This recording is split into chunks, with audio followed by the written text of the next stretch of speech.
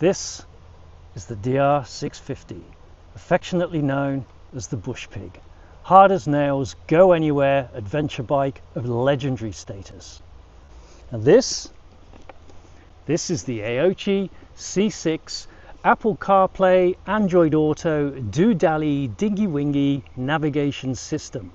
And I'm going to install this on my bush bashing weapon to see whether it's worth its weight.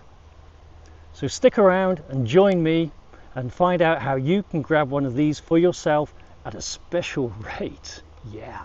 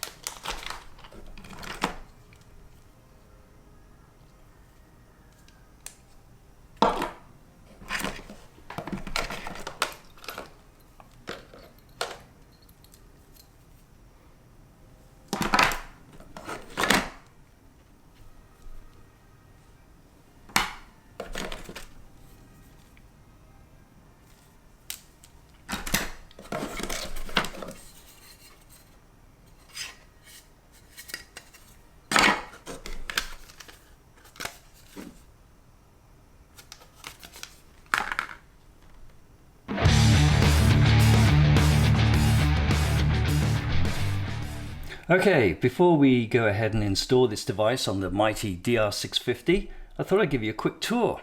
And we can do that by plugging it into a USB power bank with the USB cable they provide.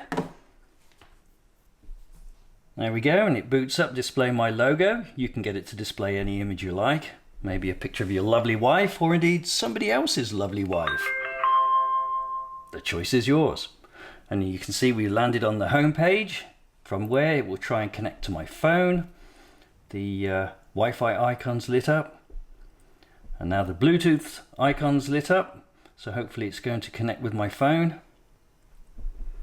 Yes, that's the ding, so hopefully we've got a connection. My phone should register that any moment. Yes, there it is, so we're all good to go. So by default it's going to boot up into the maps, but we don't want to see that just yet, so we'll click this and go home. I'll tell you more about that shortcut in a minute.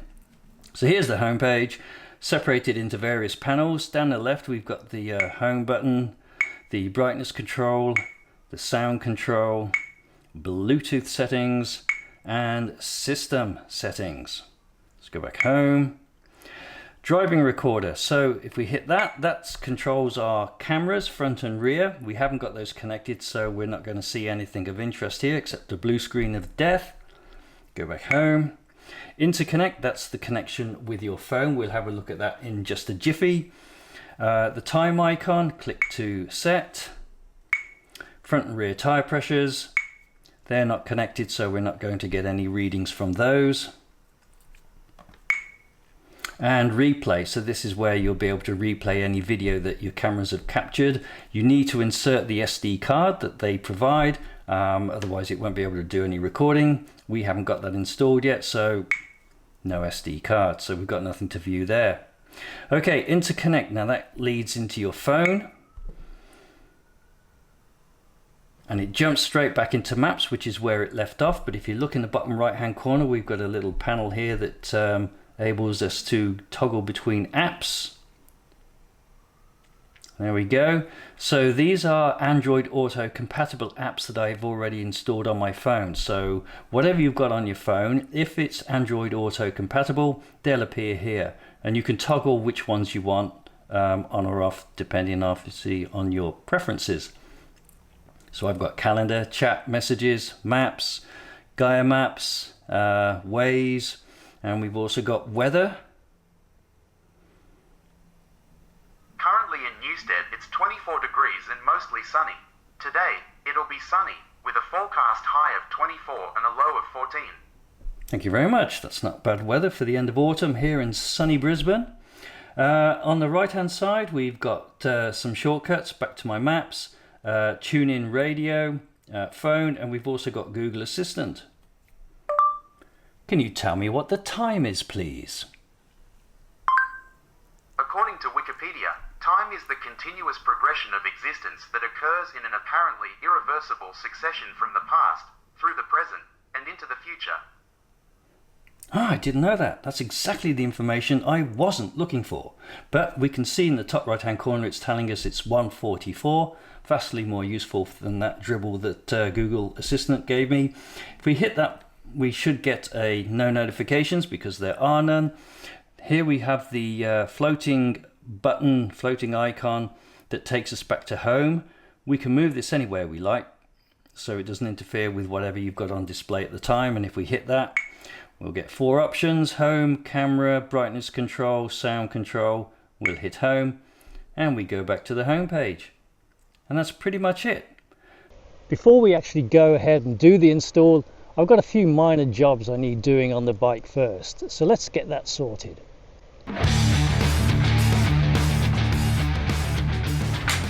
First things first, hoist up the bike. Remove the side panels, left and right or right and left.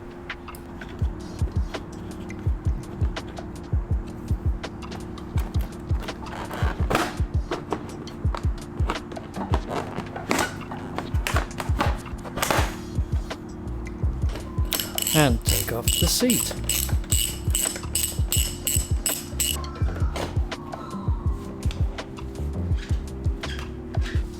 Before removing the tank, don't forget to turn off the fuel line and disconnect the hose from the carburetor.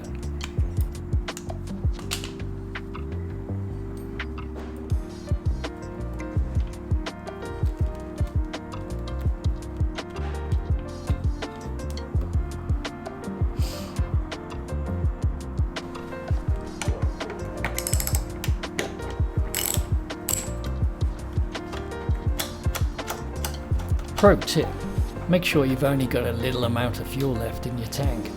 It makes it a bit lighter.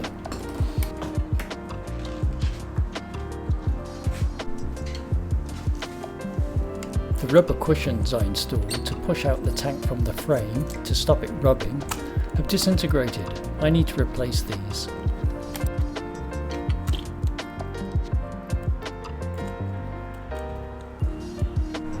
I also need to replace my USB socket.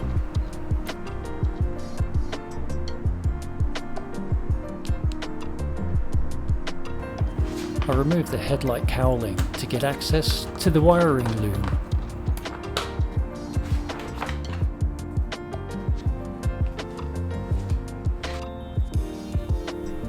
Attach the replacement USB socket.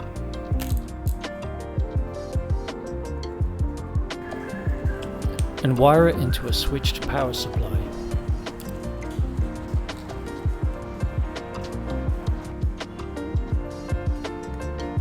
Moment of truth.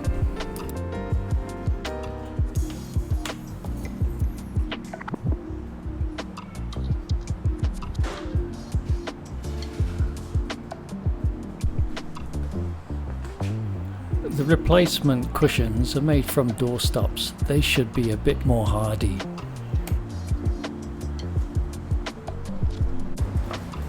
Never miss an opportunity to clean the bike.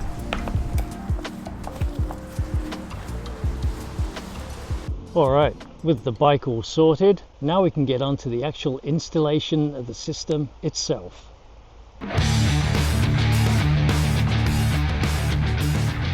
Armed with a hammer and zip ties, we get to work.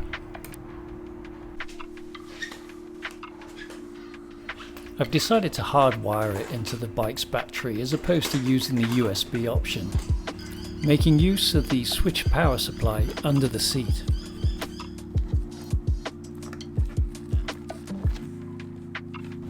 It may look impressive, but does it actually work? You bet it does. Just tidy things up a bit.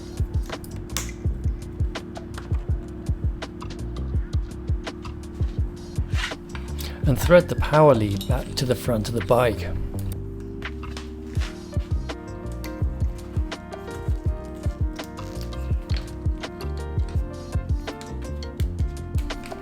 The mounting brackets for the cameras are similar in nature to that of an action cam.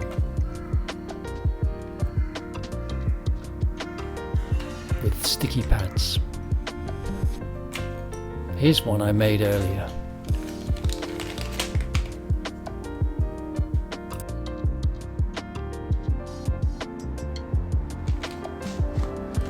I'm going to try mounting the rear cam on the tail tidy and see how that goes.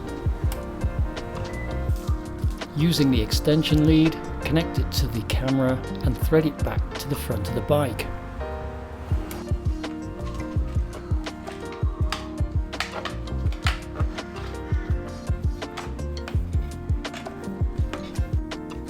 Now I'm going to mount the device to the handlebars of the bike.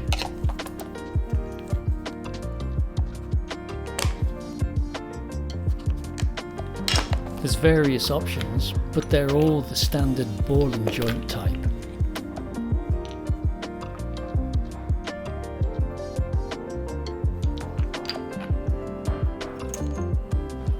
For added security, they come with these special anti-theft bolts that require a special tool.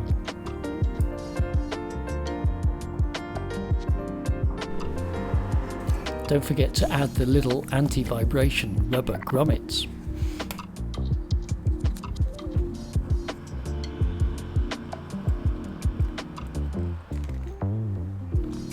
Attach the mounting bracket to the back of the device with the special bolts.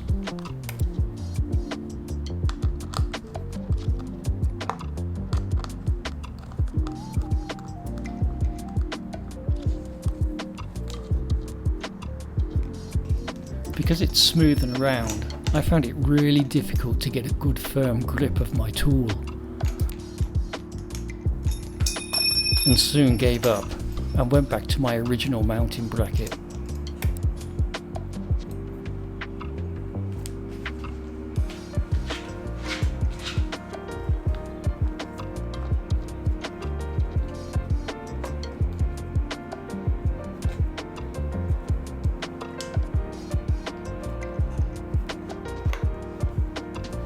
Neatly organise all of the cables ready for connecting to the device.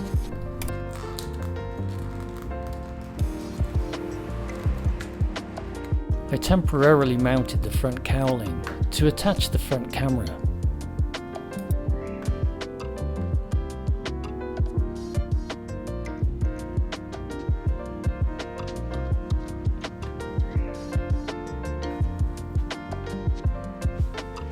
You don't have to use the adhesive pads, you can use mounting screws positioned here.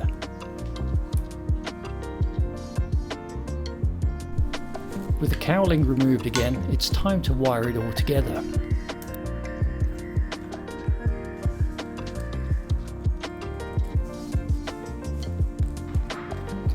And of course, put the bike back together again.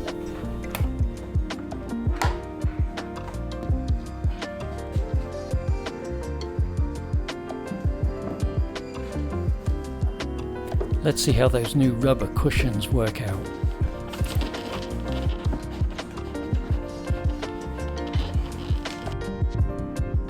plenty of clearance.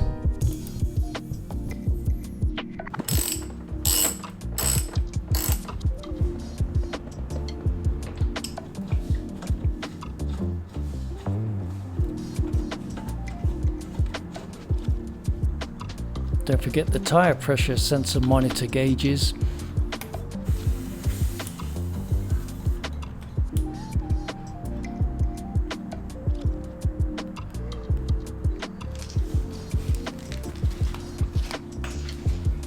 Installation complete. Thanks, yappy dogs.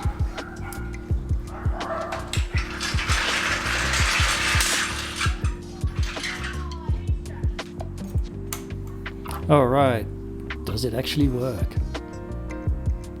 Yes, there's the logo screen.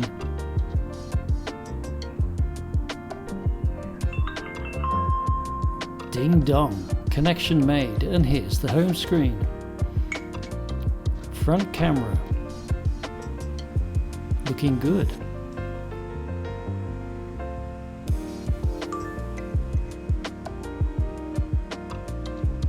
Homepage, all good.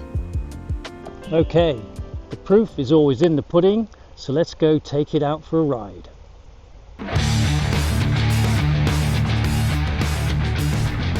Well, morning folks. It's the usual Tuesday commute. Hopefully you can see the screen. I'm using Waze. Hopefully it knows the ways to work. If it doesn't, I do. But anyway, hopefully you can have a look and see what it's all about. Alright, so to switch the cameras, we need to hit the home button if I can, and then cameras, and you can see there's the front camera. Now the cameras are rolling continuously, and you can set the period of time before it starts over. So I got this set to 5 minutes. And it creates individual files for front and rear. We just need to swipe for the rear camera.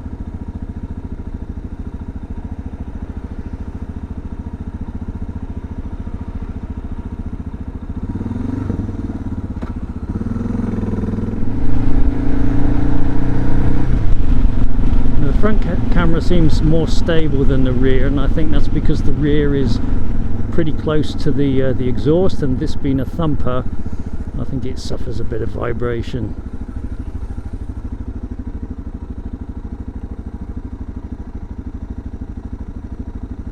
But I'm sure the videos are more than adequate if you get into any situation where you might need some video evidence, and as they're running continuously, if you're out on the trails and you happen to have a mishap, if you haven't got your GoPro or DJI camera running, you do have some footage of the incident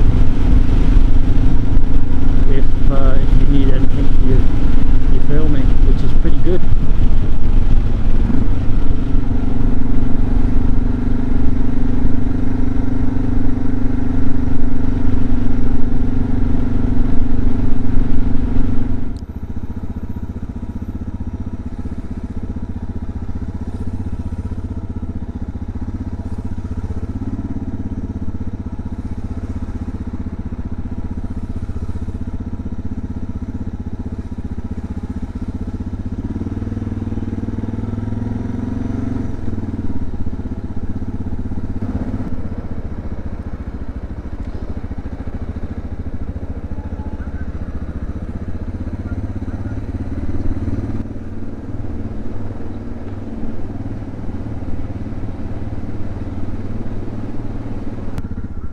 So here I am coming home at the end of a hard working day.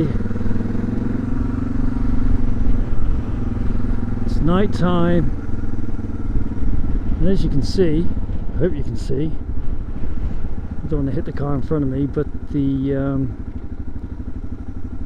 cameras are working really well in the low light.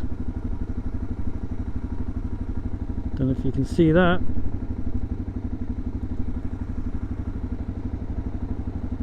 Yeah.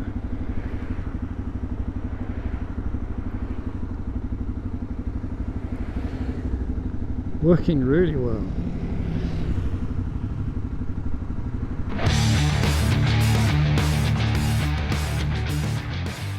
Well, there you have it. That's my overview and installation guide to the Aoocci C6 series motorcycle CarPlay screen.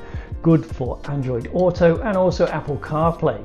Now, obviously, Aoocci would love for me to upsell this device, but at this price point and with the discount affiliate link down below, I don't think there's any need. It's a really well packaged, good device. It's well built, the components seem to be really well made, they're metal, they're not plastic bits of rubbish. So all in all, it's a pretty good deal. So this device is going to stay a permanent feature on my DR650. The major benefit of that is that I don't have to use my phone, and phones these days, especially the flagships, are really expensive and you don't want those damaged should you come off. And also you've got the front and rear cameras, so if you happen to have a mishap of any kind, then you've got some footage available if your action cam wasn't working. So yeah, I can see some great benefits with this. With that being said, that brings this video to an end. I'd like to thank you very much for watching, and don't forget that affiliate link down below for your discount product. All goes to help the channel. And thank you to Aoocci, who did provide me with this device to review. Alright guys, I'll see you again shortly in the next video. Hopefully it's going to be a camping video. It's been bucketing down with rain here for weeks on end in Brisbane, so hopefully we'll be able to get out and find the time to do another camp pretty shortly.